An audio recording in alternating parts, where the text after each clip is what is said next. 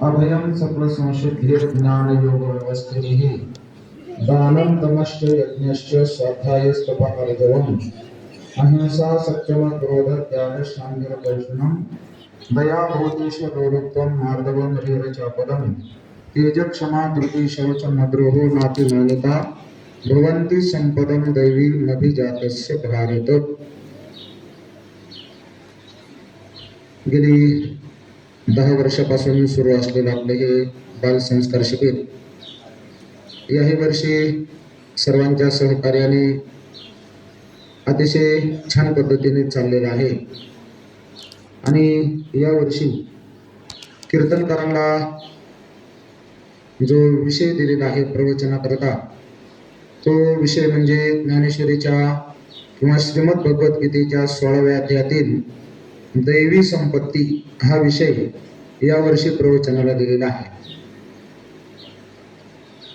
तुम्ही सर्व महाराजांच्या प्रवचनातून काही गुणांचं चिंतन ऐकलेलं आहे। आजचं प्रवचन खरं तर जाहिरातीवर संभाजी महाराजांच्या नावावर आहे, परंतु फुमणे महाराजांनी असं सांगितलं की मला पहिल्या दिवशी जमणार नाही, मी संभाजी महाराजांच्या जागेवर प्रवचन करेन। पुन्हा त्यांना काहीतरी अडचण आली आणि मग ही जबाबदारी आज माझ्याकडे आलेली आहे। शेवटचे 4 गुण राहिलेले आहेत। मी गुणांच्या विषयी सांगतो, परंतु संपत्ती हा शब्द आपल्याला सगळ्याला माहित आहे।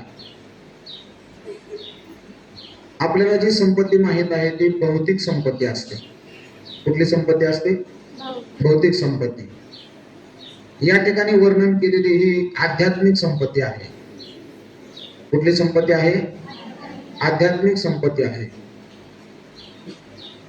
भौतिक संपत्ती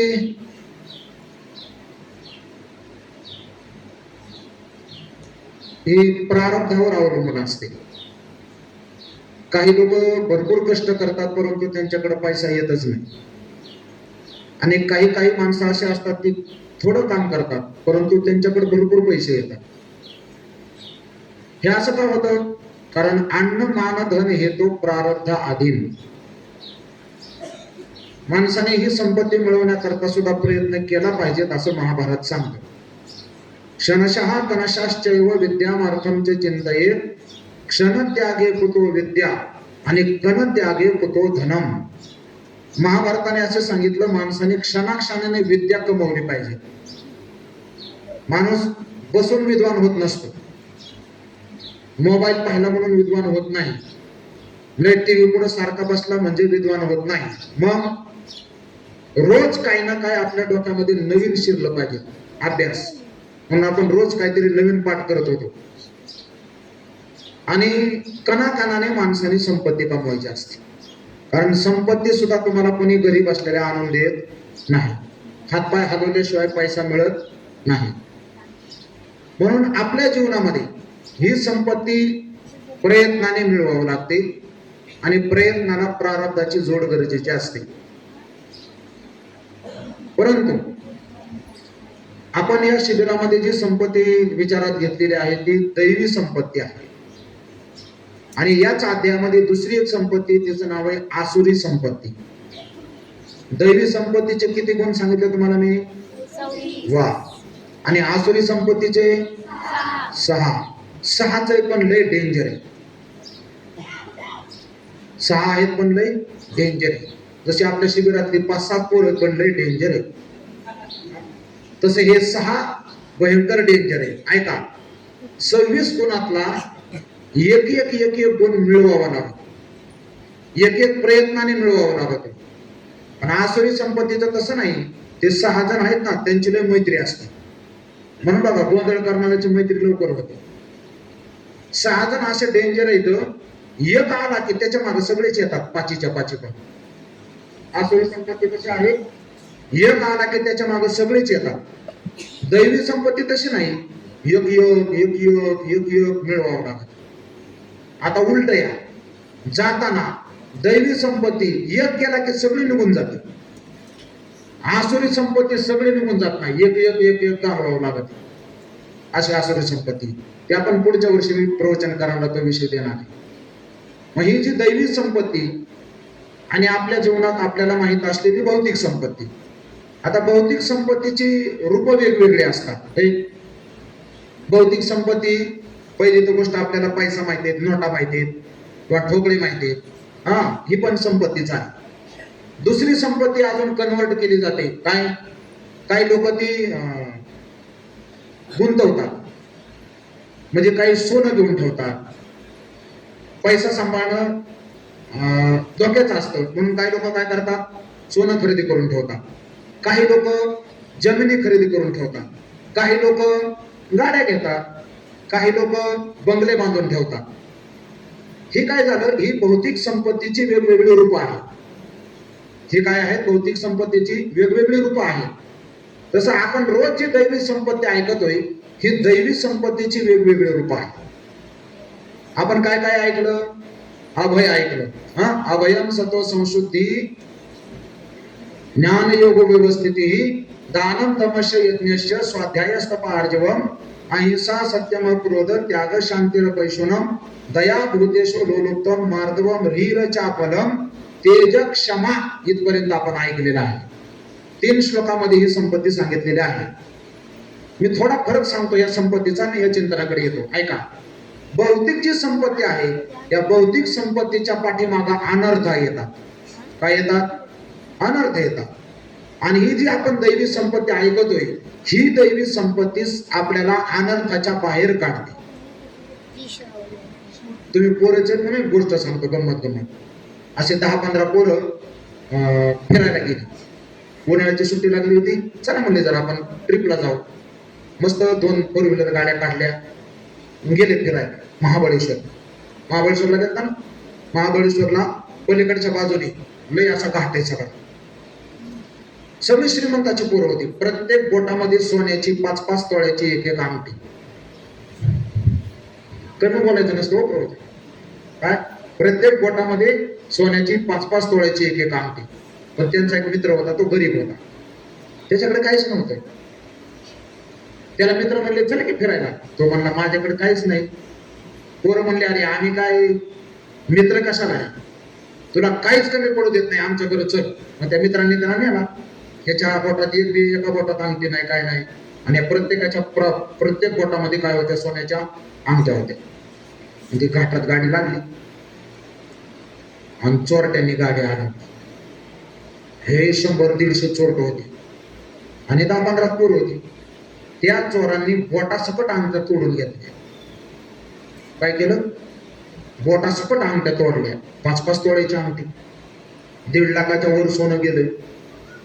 आणि ज्याच्याकडे काहीच नव्हतं, तो मित्र त्यांचा, त्याच्या एका बोटात अंगठी नव्हती ना, त्याला आयुष्यभर लय वाईट वाटायचं. आपल्याकडे संपत्ती नाही, आपण लय गरीब आहे. पण आज त्याला एवढा आनंद झाला. संपत्ती नसल्यावर माणूस किती सुखी असतो हे आज कळालं. का? कारण सगळ्याची बोट तुटली होती, त्याचीच राहिली होती. यांची बोट का तुटली? त्यांच्याकडे संपत्ती होती म्हणून. आता लय अवघडात जात नाही. भागवतामध्ये दानाच्या मागे 15 अनर्थ सांगितले. किती? 15. चोरी कोणाच्या घरी होते? पैशावाल्याच्या घरी होते का गरीबाच्या घरी होते? पैशावाल्याच्याच घरी होते. बर, आई बापाला कोणती पोरं सांभाळत नाही तर? पैशावाली का बिगर पैशावाली? बघा, बारकाले पोरांना माहिती. म्हणून लय पैसा मिळावा का? नाही मिळत. मग तुम्ही नाही मिळवणार. बघा आता पुढे मोठं झालं, नोकरी बिकरी करावं, पैसा मिळायला लागला, आवड व्हायचं सगळं.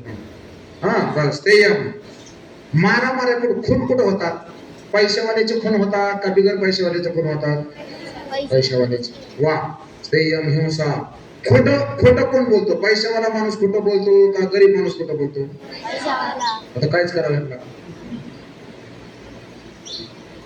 संयम, हिंसा, अनृतम, दंभहा. लय असे आकड मध्ये पैशावाली माणसं चालतात का गरीब माणसं चालतात? आता काहीच करावं.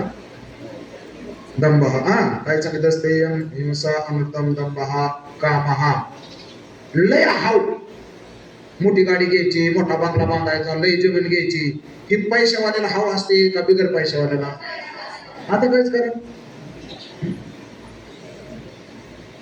संयम, हिंसा, अनृतम, दंभहा, कामहा, क्रोधहा. ए वर्गणी मागाय गेल्यावर गरीब माणसं रागावतात का पैशावाले रागावतात? आता कामा क्रोधास्मयो, हा म्हणजे अशी गर्विष्ठपणे माणसं पैशावाली राहतात का गरीब राहतात? आता स्तेयम हिंसा अनुदम दंभः कामः क्रोधास्मयो मदः, दारू पिणं नाही आईश करणं हे श्रीमंत माणसाच्या जीवनात असतं का गरीबाच्या जीवनात? आता काहीच करावं तुम्हाला. हा स्मयो मदः भेदः, ऐ लय हलके ह्याची आपल्यापाशी उभा राहायची लायकी बी नाही असं गरीब माणसं म्हणतात का श्रीमंत माणसं म्हणतात? बघा एखादं तरी गरीबाकडे या. भेदो वैर, लय वैर. ऐका समजा कल्पना करा, दोघ जण शेजारी शेजारी होते, जमिनी शेजारी होते आणि इकडला जो शेजारी होता त्याने जमिनी एकाला काढली, ह्याला शेजाऱ्याला घ्यायची होती इकडल्याला, तेवढ्यात ह्याच्यापेक्षा जास्त पैशात दुसऱ्या माणसाने घेतले. मग ह्याच्या बरोबर गरीब माणूस वैर करतो का हा पैशावाला वैर करतो? अविश्वासी माणसं पैशावाली असतात का गरीब असतात? आता म्हणजे तुम्ही तुमच्या तोंडाने कबूल केलं पैशाच्या मागे हे सगळे अनर्थ आहे. भौतिक संपत्ती सगळ्या अनर्थाला जन्म देते हे भागवताने सांगितले, तुम्ही नाही सांगितलं. असं म्हणतात लहान लेकराचं अंतःकरण देवासारखं असतं. लहान मुलं ही देवाघरची फुलं असतात. लहान लेकराला काही शिकवलं नाही तरी लहान लेकराचं प्रामाणिक अंतःकरण बरोबर उत्तर देतं. या पोरांनी बरोबर उत्तर दिली सगळी, आणि हे सगळीच्या सगळं भागवतात आलेलं, सगळं भागवतात. मग ऐका, हे जे सगळे अनर्थ आहेत हे कोणत्या संपत्तीच्या मागे आहेत? भौतिक, भौतिक दैवी नाही म्हणायचं, पण त्या भौतिक संपत्तीच्या मागे. मग आपण ही कुटाणा केलाय, हो तुम्हाला हाणून बसावतोय आम्ही, हे तुम्हाला ऐकवतोय कशा करता? ही दैवी संपत्ती आपण जी ऐकतोय ही जर आपल्या जीवनामध्ये आली तर ही संपत्ती आपल्याला आता जे आपण सांगितले ना दोष, या दोषाकडे जाऊ देत नाही. म्हणून ही संपत्ती आपण काय करायची? नेहमी ऐकायची, नेहमी वाचायची. आता या शिबिरात एक संकल्पच करून जायचा, काय? रोज घरी गेल्यावर ज्ञानेश्वरीच्या कमीत कमी 25 ओव्या तरी वाचायच्या. 25 ओव्या किती वेळ लागतो? 5 मिनिटं लागत नाही. 25 ओव्या वाचायच्याच, त्याच्याशिवाय जेवणच करायचं नाही, मोबाईलला हात लावायचाच नाही, टीव्ही चालू करायचीच नाही, आईला शिव्या द्यायच्याच नाही. पांडू नाही देत बरं का, हे आपलं सहज बोलतो. शिव्या द्यायच्याच नाहीत कधीच. म्हणून संकल्प करून जायचा शिबिरातून जाता की 25 ओव्या तरी वाचणार. तुम्हाला खरंच सांगितलं मी, भौतिक संपत्तीच्या पाठीमागे अनर्थ असतात आणि दैवी संपत्ती आपल्याला अनर्थाच्या बाहेर काढते. म्हणून हे लगेच येत नाही. मी तुम्हाला अगोदर सांगितलं, एक एक एक एक एक एक कमवावं लागते. ते आपल्यात नसते, म्हणजे आपल्यातच असते, पण ते आपल्याला प्रयत्नाने कमावं लागते. बरीच माणसं आयुष्यभर परमार्थ करतात तरी राग जात नाही. बरीच माणसं आयुष्यभर परमार्थ करतात तरी लोभ जात नाही. बरीच माणसं आयुष्यभर परमार्थ करतात तरी वाईट विषयाची इच्छा अंतःकरणातली जात नाही. एक गंमत सांगतो, आमचे गुरुजी उदाहरण सांगतात. एक दारुड्या पोरगावात तुमच्या वयातच असा प्यायला लागला, मित्राच्या मदतीला खेळायला जायचा, पोराबरोबर प्यायचं, लय प्यायला लागला. मग घरच्यांना वाईटा वाटला, हे लय पित आता काय करावं. थोडं झालं 20-21 वर्षाचा झाला होता. मग म्हणले काय करा, त्याच्या गळ्यात लोटणं बांधा. तुम्हाला कळतं का लोटणं? मोठ्या माणसाला कळत सगळ्यांना. काय लोटणं बांधा म्हणजे त्याचं लग्न करून द्या, म्हणजे बायको आल्यावर तरी प्यायचं बंद होईल. केलं लग्न त्याचं, वेळ कमी असल्यामुळे लगेच करू आपण लग्न. लग्न झालं तर डबल प्यायला. पहिला तरी कधीतरी प्यायचा, दिवसातून एखादी क्वार्टर आणायचा. आता लग्न झाल्यावर 3-3 क्वार्टर प्यायला लागला. माणसातच नव्हता. आता गडबड अशी झाली, काय करावं, घरचे सगळे वैतागली. आता बायकोने 5-6 महिने बघितलं, नवीनच होती, 5-6 महिन्याने बायकोच त्याला हाणायला लागली. त्रिकाल संध्या 3 वेळा त्याची पूजा करायची बायको. म्हणजे सकाळ सकाळ शिव्या द्यायची, सकाळी शिव्याने पूजा, दुपारी दुपारी बेलनच घ्यायची. हा, ते बेलन नावाचं शस्त्र असंही, त्या बेलण्याने चपाती पोळी गोल होते, पण नवरा असा सरळच होतो. त्या बेलण्याने काय होते, चपाती पोळी गोल होते पण नवरा सरळच होते. दुपारी बेलण्याने हाणायची आणि संध्याकाळी लाटाच घालायची. त्रिकाल संध्या, सकाळी शिव्या द्यायची, दुपारी बेलण्याने हाणायची, संध्याकाळी लाटाच घालायची. त्याने महिनाभर मार खाल्ला बायकोचा. आता ते पेताडच होतं, कुठं काम नाही धाम नाही काय नाही. गावातली काही अशी जाणकार माणसं होती, ती म्हणली लग्न झालंय, याचा थोडासा संसार नीटला रांकेला लागला पाहिजे. एक अशी गावाच्या जवळ कंपनी होती, त्या गावकऱ्यांचं त्या कंपनीवाल्याचं चांगलं होतं. गावातली माणसं त्या कंपनीवाल्याकडे गेली, ते म्हणले ही पोरग पेताड आहे, पण लग्न झालं याचा जरा संसार चांगला चालला पाहिजे, थोडस कमी पगार द्या, पण ह्याला घ्या तुमच्याकडे चिटकून थोडं. गावातले काही जाणकार लोक असतात, त्यांना वाटतं जरा बरं व्हावं यांचं. त्या पोराला तिथं कामाला लावला होता, ते कंपनीत कामाला जायचं. आणि सायकल नव्हती काय नाही, पेताडा कशी सायकल काय, चालत जायचं आणि चालत यायचं. जाताना त्याचा सगळा रस्ता पाठ झाला होता. आपण नेहमी ज्या रस्त्याने जातो ना, त्या रस्त्यावर खड्डा कुठे आहे, स्पीड ब्रेकर कुठे आहे, झाड कुठे आहे, कोणचं घर कुठे आहे, हे आपल्याला नक्की माहित असतं. मग त्याला ते सगळा रस्ता पाठ झाला. रोजच बायको हाणायची, शिव्या द्यायची, मारायची. एक दिवशी त्याने ठरवलं आता प्यायचंच नाही आजपासून. घरून निघतानाच असा निघाला, डोळे झाकले, आणि कधी नाही ते रामकृष्ण हरी म्हणायला सुरुवात केली. रामकृष्ण हरी, रामकृष्ण हरी, रामकृष्ण हरी, रामकृष्ण हरी. डोळे झाकलेलं होतं आणि त्याला सगळं माहित होतं. रामकृष्ण हरी, रामकृष्ण हरी. आलं बरं का पंक्चरचं दुकान. रामकृष्ण हरी, रामकृष्ण हरी. आलं बरं का किराणा मालाचं दुकान. रामकृष्ण हरी, रामकृष्ण हरी. आलं बरं का ब्युटी पार्लर.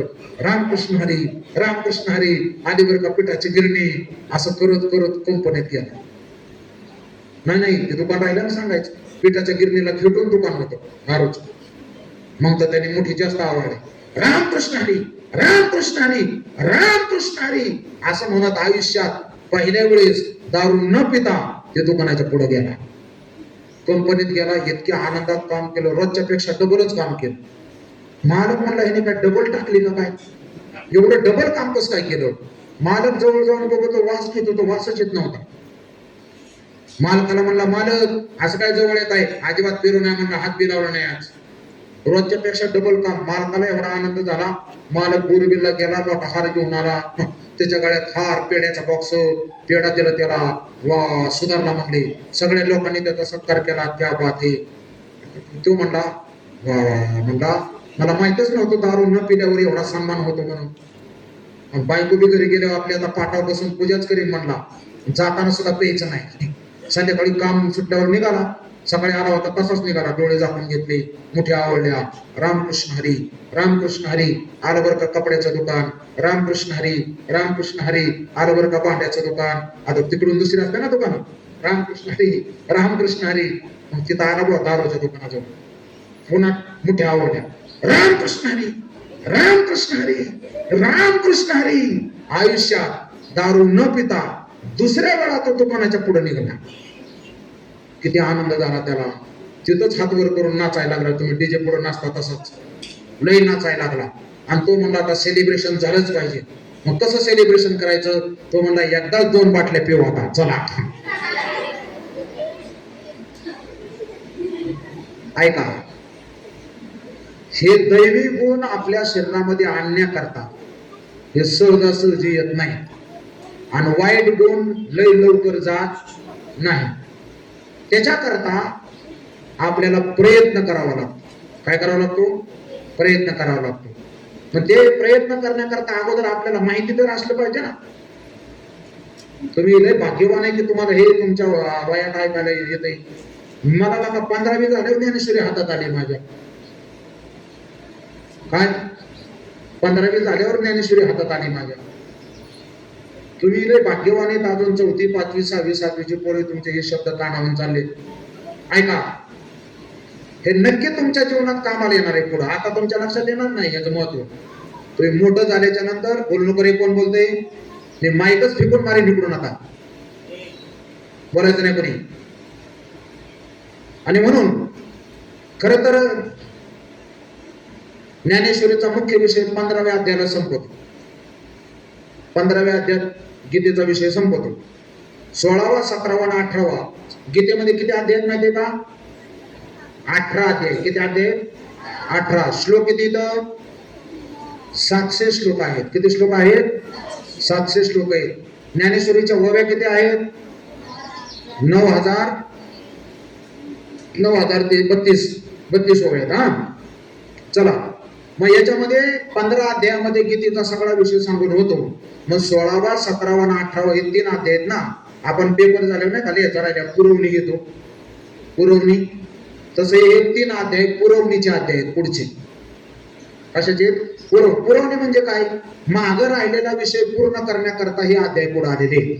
सगळा विषय सांगून झाला होता, पण काय काय विषय गडबडीत सांगण्याच्या नादात थोडक्यात सांगितला गेला, तो कळला नसेल म्हणून त्याचा विस्तार करण्याकरता हे पुढचे अध्याय आलेले आहेत. हा, आणि मग या अध्यायामध्ये आपण दैवी संपत्ती ऐकली. चला वेळेत आपल्याला संपवायचे, तुम्हाला जास्त ताण देणार नाही. आपल्याला आज 4 गुणाचं चिंतन करायचंय. त्याच्यामध्ये पहिला गुण आहे धृती. पहिला गुण काय आहे? धृती. धृती म्हणजे धैर्य. धृती म्हणजे काय? धैर्य. कसलंही संकट जीवनामध्ये आलं तरी डगमगायचं नाही. त्याला काय म्हणतात? धैर्य. कसलं संकट? महाभारतामध्ये एकटा अभिमन्यू चक्रव्यूहामध्ये अडकला आणि 7 महारथांनी घेरलं होतं त्याला. किती जणांनी? 7. कर्ण होता, शकुनी मामा, दुर्योधन, दुःशासन, असे सगळे महारथी होते. कृपाचार्य, द्रोणाचार्य, भीष्माचार्य या सगळ्यांनी 16 वर्षाच्या पोराला घेरलं होतं. 16 वर्षाच्या पोराला या सगळ्यांनी घेरलं होतं. तरी पण ते पोरग डगमगलं नाही, घाबरलं नाही. आपल्याला नुसतं वर आवाजात बोललो तरी पोरं घाबरते. काय पोरीने बाटलीच टाकून दिली लगेच. ऐका, मी तुम्हाला रोज सांगतो, आपलं वागणं जर चुकीचं नसलं तर कोणालाच घाबरायचं नाही. का? आपण चुकलोच नाही तर घाबरायचं कसं काय? चुकलोच नाही तर घाबरायचं कसं काय? घाबरायचं नाही. धैर्य पाहिजे. अलीकडे लय पोरं निघाल्यात निघाल्यात सगळेच. थोड्या थोड्या कारणावरून रुसून बसतात, रडत बसतात, आत्महत्या करतात. रे, शाळेत मार्क कमी पडले की काय काय पोरं आत्महत्या करते. अरे शाळेतल्या मार्कावर आपलं जीवन चालत नसतं. आपली जीवन जगण्याची कला वेगळीच असावं लागते. शाळेतले मार्क काय करते? तुम्हाला नोकर बनवते. काय करते? नोकर. मार्क मिळून काय होतं? तुम्ही नोकरीला लागता. तुम्हाला स्वतंत्र जीवन जगता येतं का? स्वतंत्र जीवन नाही जगता येत. बघा, नोकरीला जाणारी माणसं सकाळी टायमात उठणार, टायमात चहा पिणार, टायमात अर्धी चतुर भाकर खाणार, टायमात गाडी पकडणार, दिवसभर तिथं राबणार, संध्याकाळी घरी येणार, टायमात जेवणार. आणि ही माणसं समाजाच्या कामाला येत नाहीत. ही माणसं, मी म्हणतो, समाज तिकडे मातीत गेला. त्यांना स्वतःच्या जीवनात तरी वेळ मिळाला पाहिजे ना जगण्याकरता. या लोकांना स्वतःचं जीवन सुद्धा राहत नाही. मी म्हणतो, आमच्या साधू संतांचं वर्णन केले, त्यांचं जीवन मी स्वतः करता नसतं, पण त्यांचं जीवन जगाकरता तरी असतं. संसारातल्या लोकांचं जीवन जगाकरता बी नसतं, म्हणजे त्यांचं त्यांना बी जगता येत नाही आणि जगाला त्यांचा काहीच उपयोग नसतो. अशा माणसांनी चाळणीत पाणी घेऊन आत्महत्या केलेली कधी बी चांगली. काय करावं त्यांनी? मरून जावं. काय जगून फायदा आहे? ऐका, म्हणून धृती म्हणजे धैर्य. शिक्षण असं असलं पाहिजे जे माणसाला बिनधास्त बनवतं. मग धैर्य कुठं कुठं पाहिजे? ऐका, बाहेरचं तर वेगळं आहे. परमार्थामध्ये चिंतन करत असताना ज्ञानोबरायाने असे वर्णन केलेले की आपल्या इंद्रियांवर कितीही विषय येऊन आदळले, विकारांनी आपल्यावर कितीही आक्रमण केलं, तरी आपलं धैर्य हलता कामा नाही.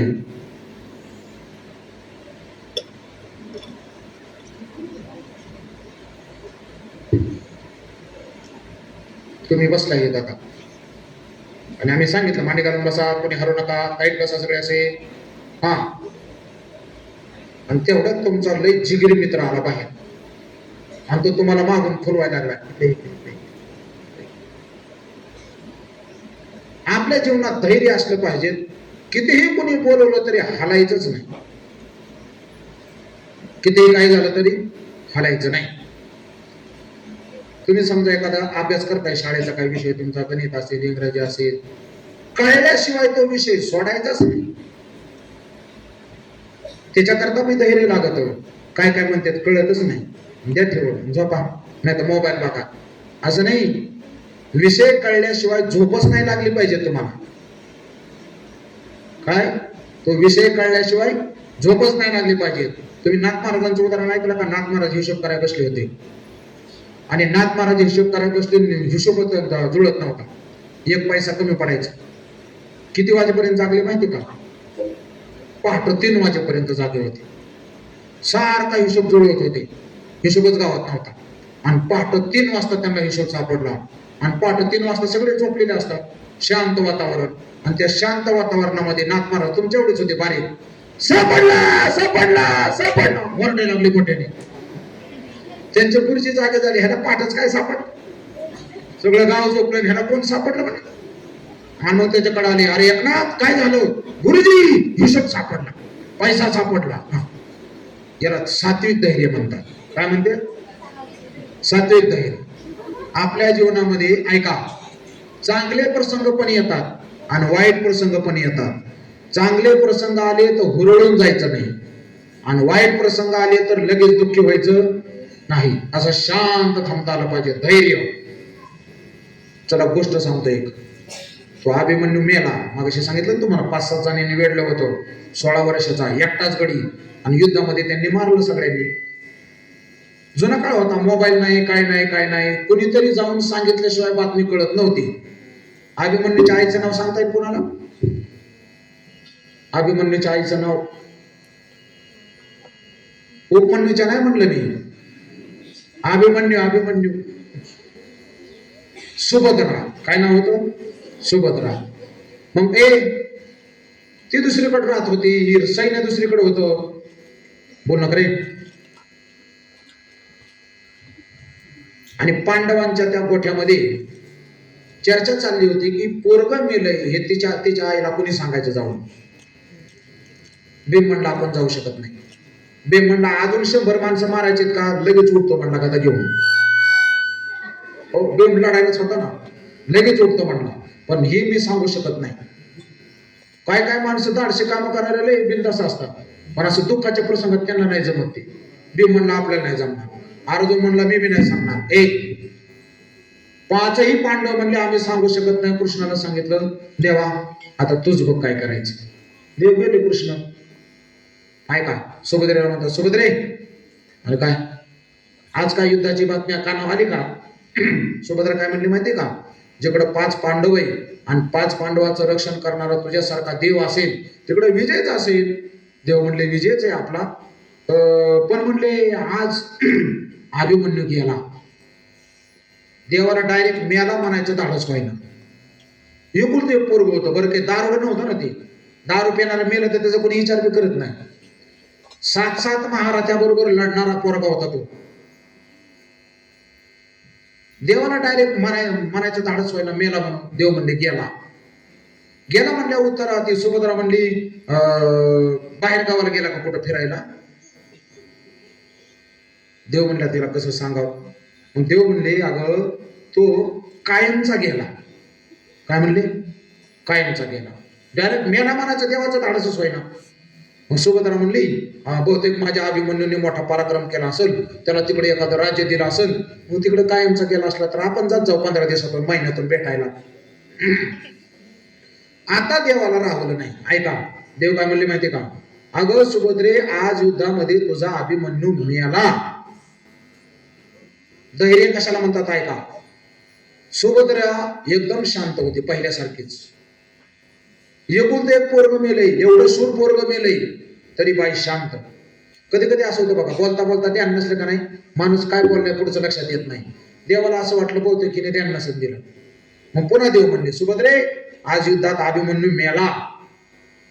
सुभद्रा शांतच.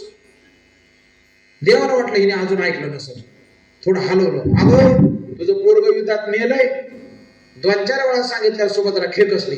कळलं ना पहिल्याच्या वेळेस? 50 वेळा सांगायची काय गरज आहे का? देव म्हणले असली कसली आई तू? अगं तुझं एकुलते एक पोरग मेलंय, तू रड ना.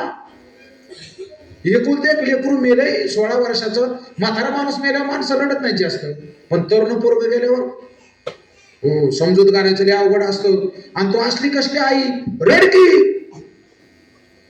ऐका आता सुभद्रा काय म्हणली, देवा म्हणे या जगामध्ये झाडाचं पान हलवण्यासाठी सत्ता कोणाची? कुणाच्या सत्तेने झाडाचं पान हलतं? देव म्हणले माझ्याच. वृक्षाचे हे पान हले ज्याची सत्ता, झाडाचं पान सुद्धा देवाच्या सत्तेशिवाय हलत नाही. मग म्हणली झाडाचं पान जर तुझ्या सत्तेशिवाय हलत नाही, तर या जगामध्ये कुणी कधी जन्माला यायचं आणि कुणी कधी मरायचं हे कुणाच्या सत्तेने चालतं? देव म्हणले आपल्याच, माझ्या सत्तेने चालतं. मग देवा आज अभिमन्यू मारावा ही सुद्धा इच्छा कुणाची होती? देव म्हणले आपलीच. मग ऐका, सुभद्रा म्हणली देवा जर तुमच्या इच्छेने सगळं या जगामध्ये चालत असेल तर तुमची इच्छा पूर्ण झाली म्हणून मी हसू का माझं पोरग मेलं म्हणून रडू? तुमच्या मनासारखं झालं हसलं पाहिजे का रडलं पाहिजे? आणि समजा तुमच्या मनासारखं झालं आणि एखादा जर रडायला लागला तर तुम्ही काय म्हणता? माझं तुम्हाला बघ देखवलं नाही, माझं चांगलं झालं तुम्हाला पाहवलं नाही, असं म्हणू का? तसंच म्हणू की. गंमत सांगतो तुम्हाला. एका डॉक्टरकडे एक पेशंट जात होता, 5-6 महिने ट्रीटमेंट घेत होता आणि एक दिवशी बरा झाला, फिरायला लागला असा रस्त्याने. शेजारीच घर होतं, घरा शेजारी घर. आणि हे डॉक्टर बायकोला म्हणते ते बघ ना कसं फिरतंय. बायको म्हणले तुमच्याकडेच येत होते की ते ट्रीटमेंट घ्यायला, चांगलं झालं की उलट? कशाचं चांगलं झालं म्हणला, का पैसे बंद झाले की यायचे आता काय? कुठली बी गोळ्या औषधं देऊन पैसे तर येत होते, म्हणजे लोकांचं चांगलं झालेलं लोकांना देखवत नाही. सुभद्रा म्हणते तुमच्या मनाप्रमाणे जर झालं असेल माझं रडायचं काही कारणच नाही. म्हणजे पोटचं पोरग मेलं तरी बाई रडली नाही, याला म्हणतात धैर्य. याला काय म्हणतात? धैर्य. एका ना गरीब माणसाला लॉटरी लागली 50 लाखाची, आणि ती लॉटरी ओपन झाल्यावर नाव पुकारल्यावर त्याला अटॅक आला आणि ते मेलच आनंदाने. कधीच पैसे एवढे बघितले नव्हते, तेवढे पैसे आपल्याला आले होते, मेल अटॅकनी. म्हणून सुखाचे प्रसंग जीवनामध्ये आले काय आणि दुःखाचे प्रसंग जीवनामध्ये आले काय, तरी सुद्धा माणसाचं धैर्य हलता कामा नाही. त्याला म्हणतात धृती. चला खूप सांगण्यासारखं वेळ जाईल तुम्हाला. नंतर आहे शौच. शौच म्हणजे पवित्रता, शुद्धता. मी तुम्हाला कालच सांगितलं होतं शुद्धता 2 प्रकारची असते. कुणी ध्यानात ठेवलं? शुद्धता 2 प्रकारची असते, एक बाह्य शुद्धी, एक आंतरशुद्धी. ऐका, बाह्य शुद्धी 2-4 प्रकारची सांगितली. मगाशी मी एक ग्रंथ वाचत बसलो होतो थोडा वेळ. ऐका, बाह्य शुद्धी शारीरिक शुद्धी, शरीर शुद्ध पाहिजे, म्हणजे रोज आंघोळ केली पाहिजे. आपलं शरीर चांगलं शुद्ध असेल तर माणसाला प्रसन्न वाटतं. आणि आंघोळ नाही केल्यावर प्रसन्न वाटतं का? उगा आळसल्यासारखं वाटतं. म्हणून मी सकाळी तुम्हाला सांगितलं किती वाजता आंघोळ झाली पाहिजे आपली? किती वाजता? सकाळी पहाटे 3 ते 6 या वेळेमध्ये आपली आंघोळ झालेलीच पाहिजे. आंघोळ. दुसरी गोष्ट, कपडे शुद्ध पाहिजे. रोज धुलेले कपडे घालायचे, पारोशी कपडे घालायची नाही. रोज धुलेले कपडे. नका इस्त्री करू, नका निळे देऊ, नाही लई मोठाली भारीतली, पण जी कपडे आहेत ती कपडे रोज धुवूनच घालायची. याला बाह्य शुद्धी म्हणतात. अजून शरीराची शुद्धी झाली. दुसरी शुद्धी आहे वाचिक शुद्धी. ही बाहेरचीच आहे. वाचिक शुद्धी म्हणजे आपण बोलताना दुसऱ्याच्या मनाला लागल असं कधी बोलायचं नाही. कधी बोलायचं नाही, ही वाचिक शुद्धी आहे. मग संत महात्मे कधी कधी लय खवळतात, किती सांगू तरी नाही तरी पटकचे. मग हे त्यांना जमतं. कधी कधी आपल्याला आई म्हणती मुडद्या उन्हात मारू नको, सावलीत मार. कधी कधी म्हणते का नाही आपल्याला तशी, उन्हात मारू नको सावलीत मार. आता हे चांगलं आहे का बोलणं? असं बोलावं काय नाही. आईचं बोलणं साधू संतांचं बोलणं सारखं असतं. जरी रागावून ते मर म्हणत असले तरी ते मर असा त्याचा अर्थ घ्यायचा नसतो. त्याचा अर्थ घ्यायचा असतो उन्हात खेळायला तर आजारी पडशील, शाळा भरणार आहेत आता, हा मग सगळा पैसा दवाखान्यात जाईल, तुझ्या शाळेची फी भरायला पैसा राहणार नाही, आम्हाला काम बुडवून घरी मारावं लागेल, तुझ्यापाशी थांबावं लागेल, असा एवढा मोठा अर्थ त्याच्यात असतो. उन्हात मरू नको, सावलीत मर. मग आपण बोलताना कोणाला लागल असं कधी बोलायचं नाही. हो, काय काय लयच वाईट बोलते, लयच वाईट. काय कायला संस्कारच नसते. एक पोरग बापाचा अंगठा धरून उभा होता चौकात, गंमत सांगतो तुम्हाला. आणि त्या बापाचा मित्र आला. मोठी माणसं चेष्टा करतात लहान लेकराचे. त्या पोराला विचारलं, का रे कोणाचा हात धरलाय? कोणाचा हात धरलाय? तो म्हणला माझ्या आईचा नवरा आहे. काय म्हणलं तो? माझ्या आईचा नवरा आहे. नवरा नव्हता का त्याच्या आईचा? मग तसं बोलायचं असतं का? हा, माझे बाबा आहेत म्हणायचं, माझ्या आईचा नवरा असं बोलते तो. माणसाने चांगलं बोलावं कधी. हा, मृदू काय तुकोबराय गात्यामध्ये सांगतात, मधुरा वाणी ओठी तुका म्हणे वाव कोटी. अजून एक गंमत सांगू. एका माणसाला पैसे पाहिजे होते, 500 रुपये सावकाराकडे. सकाळ सकाळ मंदिरात सावकार दर्शनाला आला होता. सावकार 500 रुपये द्या ना म्हणजे, तुझी गरज आहे, तुम्हाला उद्या देतो माघारी. सावकार म्हणला, आता शर्ट घरी राहिला, पैसे ठेवलेला, पोरग पाठवून द्या. पोरग गेलं घरी. ह्याचं पोरग गेलं घरी. तो सावकार वरच्या दुसऱ्या मजल्यावर बसला होता. लय जाड होता, चांगला 200 किलोचा असेल असं जाड होत. ते पोरग गेलं, त्या सावकाराकडे बघितलं, लागला हसायला. सावकार म्हणणार, काय झालं? तो म्हणला, तुम्ही मेल्यावर तुम्हाला उचलायचं कसं? काय म्हणला? तुम्ही मेल्यावर तुम्हाला उचलायचं कसं काय? असं म्हणले तर सावकाराला बरं वाटलं असं नाही ना.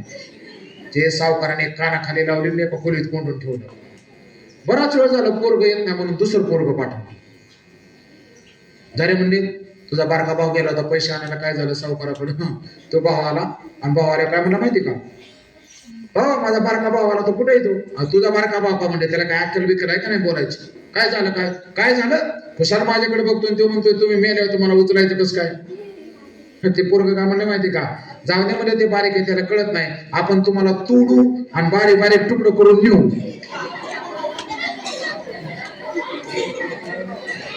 आता हे बी चांगलाच बोलला नाही का?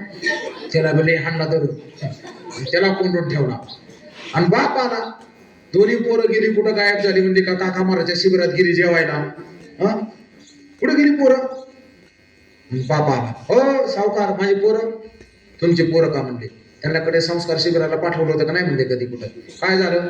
एक म्हणते मेल्यावर तुम्हाला उचलायचं कसं काय, एक म्हणते तुमचे तुकडे तुकडे करून. ते बाप काय म्हणला माहिती का? जाऊन दे, त्या पोरांना काय कळते, आजकालचे पोर येतं, तुम्हाला उचलायची गरज नाही, तोडायची गरज नाही, आपण माडीलाच आग लावून देऊ. असं बोलावं का? असं बोलू नये. हा, माणसाने बोलताना कसं बोलावं? समोरच्या माणसाला ऐकत राहावं असं वाटावं, असं बोलावं. परिसनिया होय माय बापू. ज्ञानेश्वर महाराज असं म्हणतात, साच आणि मवाळ, मितले आणि रसाळ, शब्द जैसे कल्लोळ अमृताचे. हे बाह्य शुद्धी आहे. आपली वाणी शुद्ध असली पाहिजे, काहीही बोलायचं नाही, शिवी द्यायची नाही. नंतर तिसरी बाह्य शुद्धी आपली कौटुंबिक शुद्धी आहे का? प्रत्येक आईबापाचं कर्तव्य आहे मुलांना संस्कार दिले पाहिजे. प्रत्येक घरामध्ये संस्कार असले पाहिजेत का? संस्कारहीन पोरं जर असली आणि जर ती संपत्ती, भौतिक संपत्ती कमवायला लागली तर ती व्यसनाच्या आहारी जाऊ शकतात, दारू पिऊ शकतात, मांसाहार करू शकतात, आईबापाला घराच्या बाहेर काढू शकतात. हो, काय काय पोरं आईबापाला सांभाळत नाहीत. एका माणसाने काय केलं माहिती का? बापाला काहीच चालता येत नव्हतं, काय नाही. मग असं बाहेर एक खोली होती, त्या खोलीमध्ये बापाला झोपवलं होतं. आणि बापाला चहा लागला की नेऊन द्यायचा, भाकर लागली की नेऊन द्यायची, काय लागलं की नेऊन द्यायचं. ते वैतागला जाऊन सारखा जाऊन येऊन काय करावं? मग त्याने घंटा आणला. हा, घंटा आणला आणि बांधला त्याच्या खोलीत.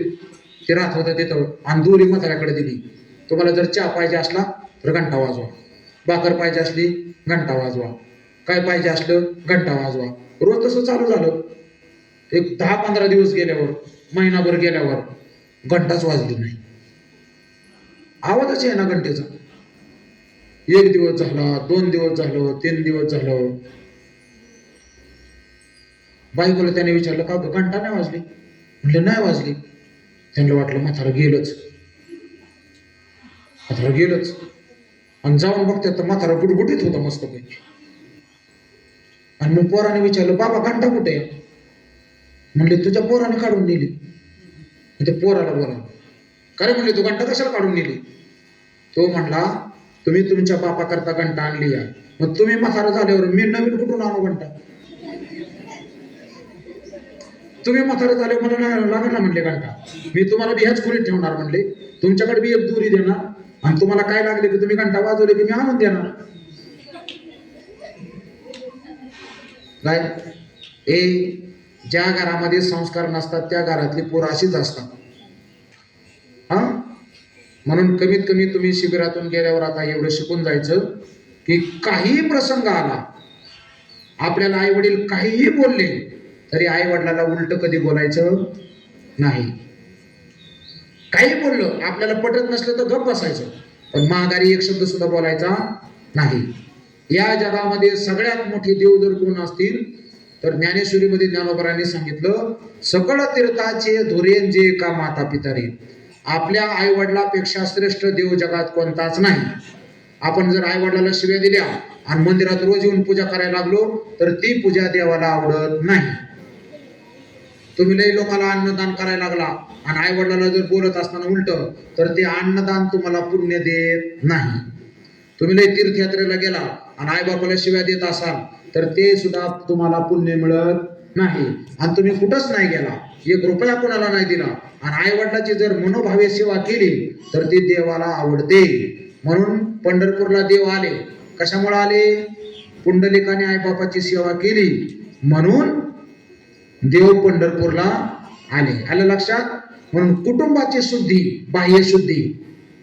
आपलं घर सुसंस्कृत असलं पाहिजे, आपल्या घरातल्या पोरांना वळण असलं पाहिजे. काय काय घरात आई बापालाच वळण नसतं, बापच पोराला म्हणतो घरे पिंट्या एवढी बिडी पिटून आण. मग ती पिंट्या रोजच बिडी घेऊन जायचा, पिटून आणायचा, बिडी घेऊन जायचा, पिटून आणायचा. एक दिवस पिंट्याला वाटलं बिडीत काहीतरी गंमत असली पाहिजे, बघूच आपण म्हणला झुरका हाणून एखादा. मग पिंट्याने चुलीवर ठेवली, ती बिडी पेटवली आणि मस्त 2-3 झुरके मारले आणि बिडी अर्धी झाली ना, मग जळून गेली. त्याने पप्पाकडे आणून दिली आणि पप्पाने बघितली बिडी जळली, ओली बी झाली. या ए बिडी एवढी कस काय जळली? तो म्हटला जरा जास्त वेळ जाळा उधरल्यामुळं. आणि इकडे ओली कस काय झाली? तिने लघवी केली म्हणले. काय लय वेळ जाळा उधरल्यामुळे तिने लघवी केली. आता बापच जर बिडी उडत असेल तर पोरग काय ज्ञानेश्वरी घेऊन बसल का? हा, बापाच्या गळ्यातच जर माळ नसल तर पोरं माळा घालतील का? हा, म्हणून आता शिबिरातून जाताना सगळ्यांनी माळच घालून जायचं. हा, आणि घरी जर बाप म्हणला का नाही माळ काढ, माळ काढायचीच नाही. उलट बापालाच म्हणायचं तुम्ही माळ घाला नाही तर मी जेवणारच नाही. काय मरत नाही तुम्ही 2 दिवस उपाशी राहिल्याने, उगं खायचंच नाही घरी गेल्यावर. असे पागलच करून टाकायचं मम्मीला पप्पाला पर डायरेक्ट. तुम्ही माळ करा नाही तर मी जेवणारच नाही, शाळेतच जाणार नाही, अभ्यास करणार नाही, असं करायचं. त्यांना बी माळकरी करून टाकायचं सगळ्यांना. करणार ना? पण आधी माळ घालावं लागेल ना. तुझ्याकडे आहे का माळ? दाखव बरं. वा, घरच्यांना पण माळ असेल. वा, तुझ्याने तू तर संस्कृतच आहे. पांड्याला माळ आणत नाही, त्याची गरज आहे. माळ करी या. प्रसन्न आहे.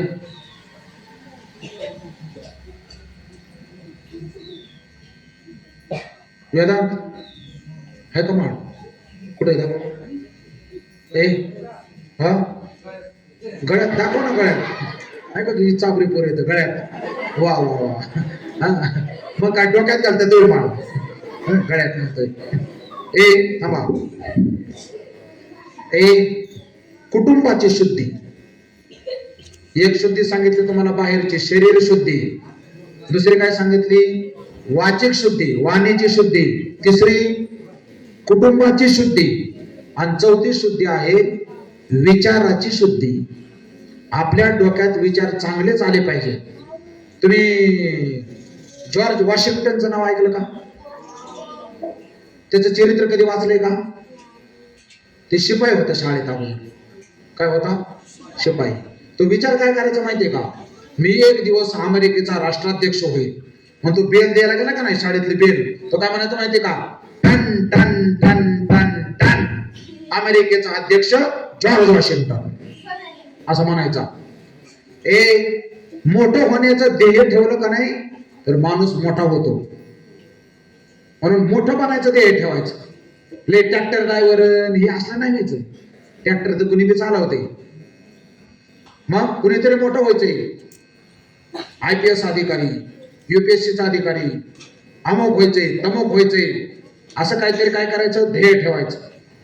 आपण जोपर्यंत ध्येय ठेवत नाही तोपर्यंत आपण वाटचाल करू शकत. कुठं जायचं हे माहितच नसेल तर माणूस चालेल का? आपल्याला कुठेतरी जायचं हे माहित असल्याशिवाय माणूस चालतो का? मग विचार शुद्ध पाहिजे. लय असं हलकट विचार ठेवायचं नाही, असं मोठं काहीतरी व्हायचं, हे विचार शुद्धी. आणि आंतरशुद्धी, आतले विकार. आपल्या आत मोठे मोठे शत्रू बसलेले आहेत. काम, क्रोध, लोभ. आपल्याला विनाकारण दुसऱ्याची वस्तू असा वाटते, हे का नाही? विनाकारण नाही त्या गोष्टीकडे आपण बघत बसतो. विनाकारण आपल्या जीवनातला वेळ आपण वाया घालवतो. ही आंतरशुद्धी आहे. असं करायचं नाही. आपल्या मनाला आवरायला शिकायचं. ज्याने जीवनामध्ये मनाला आवरलं तोच या जगामध्ये यशस्वी झाला. तुमच्यासारखे एक पोरग एका महाराजाकडे गेलं, ऐका, आणि त्या महाराजाला काय म्हणलं माहिती का? ब्रह्मचारी राहण्याकरता काय करावं लागतं? काय विचारलं? ब्रह्मचारी राहण्याकरता. आता तुमच्यासारखं बारकं पोरग होतं, महाराजाला वाटलं तर काय सांगावं या पोराला, मग त्याला सांगितलं उपाशी राहावं लागतं एक दिवस. बारक्या पोराला सांगितलं उपाशी राहावं लागतं. ते पोरग 3 दिवस उपाशी राहिलं. पाणी पण पिलं नाही, काय खाल्लं बी नाही. आणि ते पोरग आता आळंदीत सगळ्यात मोठं विद्वान आहे, आपले सवाशे महाराज. काय आळंदीत त्यांचा हात कोणी धरत नाही, एवढं विद्वान आहे ते पोरग. आमच्या मागचे केशव महाराजांच्या पाठाला होते ते. असं ध्येय उंच ठेवायचं.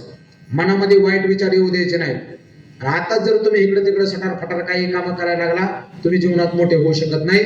चला पुढे जाऊ. शौच. अद्रोह. अद्रोह. द्रोह म्हणजे काय?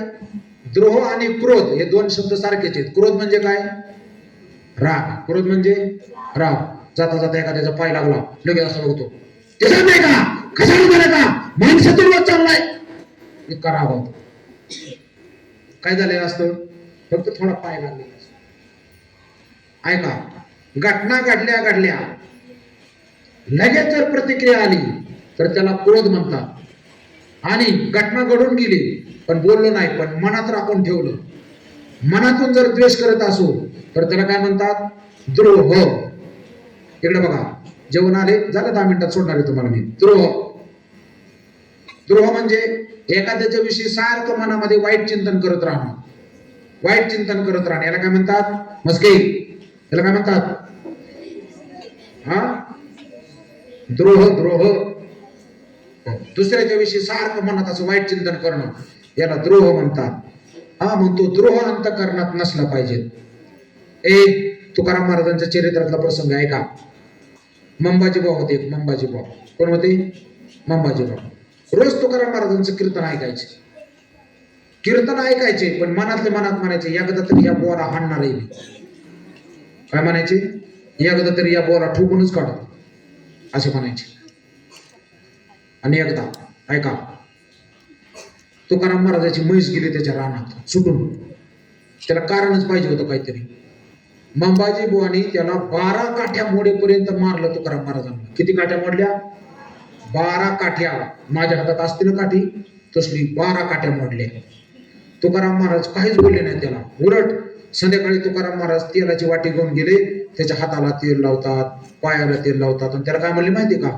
तुम्हाला हाणायची सवय नाही त्याच्यामुळे तुमचे हात सुजलेत, जरा मालिश करतो म्हणजे. जसं काय ह्यांना रोज मार खायची सवय होती. म्हणजे कितीही आपलं नुकसान केलं लोकांनी तरी त्याच्याविषयी अंतःकरणामध्ये कुठलाच वैरभाव नसणं याला अद्रोह म्हणतात. त्याला काय म्हणतात? अद्रोह. आणि चला आता शेवटचं सांगतो आणि सुट्टी देतो 5 मिनिटात. हा, नातिमान्यता. सगळ्याला असं वाटतं मला मान मिळाला पाहिजे, वाटतं का नाही? हा, पण नातिमान्यता हे लक्षण असं आहे की सगळी कामं करून आपल्याला कुठल्याच प्रकारचा मान नको. हे बोलू नका, झाले आता. काय आपल्याला कोणी मानलं तरी चालेल, न मानलं तरी चालेल, काय नाही, आपण आपलं काम करत राहायचं. इकडे बघा, स्वामी विवेकानंदांचं एक वाक्य आहे. स्वामी विवेकानंदाने भारत देशाला ओरडून सांगितलं होतं, मला 100 तरुण असे द्या की जे देवावर विश्वास ठेवणारे असतील. काय सांगितलं? 100 तरुण असे द्या जे देवावर विश्वास ठेवणारे असतील, मी भारत देश तुम्हाला बदलून दाखवतो. आणि स्वामी विवेकानंदांचं काम चालू होतं. स्वामी विवेकानंदांचं काम चालू होतं. त्यांचं ब्रीद वाक्य काय होतं माहितीये का? जे आपल्या बरोबर येतील त्यांना बरोबर घेऊन, जे आपल्याला बरोबर येणार नाहीत त्यांचा विचार सोडून देऊन आपण आपलं काम चालू ठेवायचं. हे स्वामी विवेकानंदांचं ब्रीद वाक्य. मग ह्याच्यात मानाचा पानाचा काय काय काय लोकांना मानाची सवय. ऐका गंमत सांगतोय. भाऊबीज दिवाळीचा असते माहितीये तुम्हाला? भाऊबीजेला आपली बहीण आपल्याला ओवाळते, आपली आई ओवाळते. एकाची आई वारली होती आणि त्याला बहीणच नव्हती आणि त्याला वाटायचं आपल्याला बी ओवाळा कोणतरी, पण कोणी ओवाळायचं आहे. मग ते काय करायचं माहितीये का? देवळीत असा दिवा ठेवायचा आणि इकडे आता माझ्याकडे बघा थोडं, देवळीत दिवा ठेवायचा आणि असा का? त्याला कोणी ओवाळायच नव्हतं. त्याला वाटायचं आपला बी कोणीतरी मान सन्मान करावा. जीवनात एकच सवय लावून घ्यायची, काम करत राहायचं. या जगामध्ये नावं ठेवणारी माणसं आहेत, स्तुती करणारे बी माणसं आहेत. नावं ठेवणाऱ्या माणसाने नावं ठेवली म्हणून काम बंद करायचं नाही, आणि स्तुती करणाऱ्याने लय स्तुती केली म्हणून स्तुतीच्या आहारी जायचं नाही. लय स्तुतीच्या आहारी गेला तर काम बंद पडत असतं. म्हणून काम करणाऱ्या माणसाने स्तुती करणाऱ्याकडे बी ध्यान द्यायचं नाही आणि निंदा करणाऱ्याकडे सुद्धा ध्यान द्यायचं नाही. आपण जे हातात काम घेतले ते आपलं काम करतच राहायचं. नातिमान्यता. हा, मग या ठिकाणी भगवान परमात्मा अर्जुनाला सांगतात, भवंती संपदम दैवीम अभिजातस्य भारत. भारत हे अर्जुनाचं नाव आहे एक. काय? भारत हे अर्जुनाचं नाव आहे. भारतच नाव का वापरलं इथं? भा शब्दाचा अर्थ होतो ज्ञान. भा शब्दाचा अर्थ ज्ञान. आणि रत, रत म्हणजे रमलेला, ज्ञानामध्ये रमलेला, म्हणून त्याचं नाव भारत. परमात्मा स्वरूपाच्या ज्ञानामध्ये रमवण्याकरता अर्जुनाला देवाने दैवी संपत्ती सांगितली, म्हणून या ठिकाणी भारत शब्द वापरलाय. ज्ञानामध्ये रममान असणाऱ्या अर्जुना, तुला ज्ञानामध्ये कायम राहायचं असेल तर तुझ्या जीवनामध्ये ही दैवी संपत्ती असली पाहिजे. मग मी तुम्हाला काल सकाळी सांगितलं होती दैवी संपत्ती. उद्या पुन्हा सगळे सांगणार आहे. हा, आणि सगळीच्या सगळी तुम्ही पाठ करायचे नाव, फक्त नाव पाठ करायचे. हा, मग आता करायचं का म्हणजे आपलं प्रवचन? वा, असे पाहिजे. थांबा, लगेच नाही पुंडली. म्हणून आपल्या जीवनामध्ये ही दैवी संपत्ती हळूहळू कशी येईल याच्याकरता आज संकल्प करायचा, रोज ज्ञानेश्वरी वाचायचं. काय करायचं? रोज ज्ञानेश्वरी वाचायची. हा, मम्मीला वाचायला लावायची, पप्पाला वाचायला लावायची, गरीब भावाला वाचायला लावायची, बहिणीला वाचायला लावायची, पण रोज ज्ञानेश्वरी वाचायचीच. एकही दिवस असा नाही गेला पाहिजे आपण ज्ञानेश्वरी वाचली नाही. आलं लक्षामध्ये? ठीक आहे. मग झालेली सेवा भगवान परमात्म्याच्या, सर्व ग्रामस्थांच्या, सर्व तुम्ही उपस्थित असलेले बाळगोपाळ सर्वांच्या चरणावर समर्पण करून याच ठिकाणी वाणीला पूर्णविराम. उद्यापासून आपली कीर्तन आहेत. हा, त्याच्यामुळे उद्या आपला हरिपाठ चालू होणार आहे 3:45 वाजता. 3:45 ते 4:30 पर्यंत हरिपाठ होईल. अर्धा तास आपल्याला तयारी करायला लागेल आणि 5 ते 7 या वेळेमध्ये कीर्तन होणार आहे. उद्याचं कीर्तन महाराज दिसायला लय किरकोळ आहेत उद्याचे, पण ऐका, ते संस्थेमध्ये 1 नंबर होते आणि आता ते शाळेमध्ये संस्कृत विषय शिकवतात. ते शाळेतले पण शिक्षक आहेत. हरिभक्त पण सोमनाथ महाराज मोरे, ते असताना बीडचे येतं आणि देऊला SRPच्या शाळेमध्ये ते शिक्षक म्हणून कामावर आहेत. तर उद्याच्याला आपल्याला त्यांचं कीर्तन ऐकायला मिळणार आहे. परवाच्या दिवशी वैजापूरकडचे महाराज आहेत. हा, आळंदी जरी टाकला असतं त्यांच्या नावाच्या पुढे तर ते वैजापूरकडे राहत असतात. ते पण आमचे मित्रच आहेत. परवा त्यांचं कीर्तन आहे. त्याच्यानंतर नाशिकचे महाराज आहेत संदीप महाराज एवढे, त्यांचं कीर्तन झालं त्याच्या मागच्या वर्षी आपल्याकडं. आणि शेवटचं कीर्तन तर आपल्याला सगळ्यांना माहिती आहे, आपले सगळ्यांचे श्रद्धास्थान गुरुवर्य बाबांचं कीर्तन आहे. उद्यापासून जास्तीत जास्त संख्येने सर्व ग्रामस्थांनी सुद्धा ऐकायला या. आणि आल्याच्या नंतर सगळ्याला उद्यापासून आपण जेवण देतच असतो. जेवणाच्या तयारीनेच या, काय अडचण नाही. अन्नदाते आपले खंबीर आहेत. आलेत का? नाही येते, चला काय अडचण नाही. तर झालेली सेवा याच ठिकाणी सर्वांचे चरणी समर्पण करून वाद याच ठिकाणी पूर्ण विराम. आज प्रवचन संपले, पसायदान म्हणायचे सगळ्यांनी आणि मग कुंडली गौरव म्हणाले. कुंडली गौरव विठ्ठल श्री ज्ञानदेव तुकाराम विठ्ठल विठ्ठल विठ्ठल विठ्ठल विठ्ठल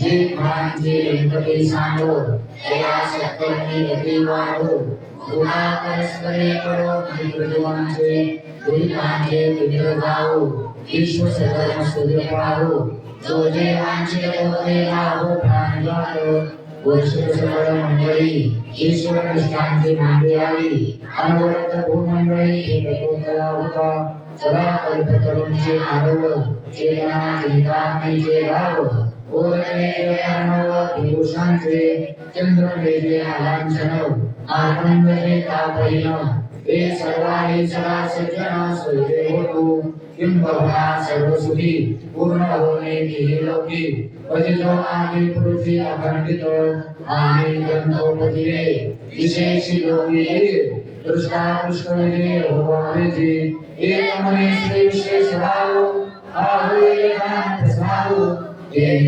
ज्ञान देव सुखिया भरा ये ज्ञान देव सुखिया भरा ये ज्ञान देव सुखिया भरा ओम शांति शांति कुंडली गौरधार विठ्ठल श्री ज्ञानदेव पंढरीनाथ भगवान कुंडले अमृत ज्ञानेश्वर महाराज की सद्गुरु तुकाराम महाराज की सद्गुरु जोग महाराज की छत्रपति शिवाजी महाराज की छत्रपति संभाजी महाराज की धर्म का विश्व का माता की अपने माता पिता की आज के आनंद की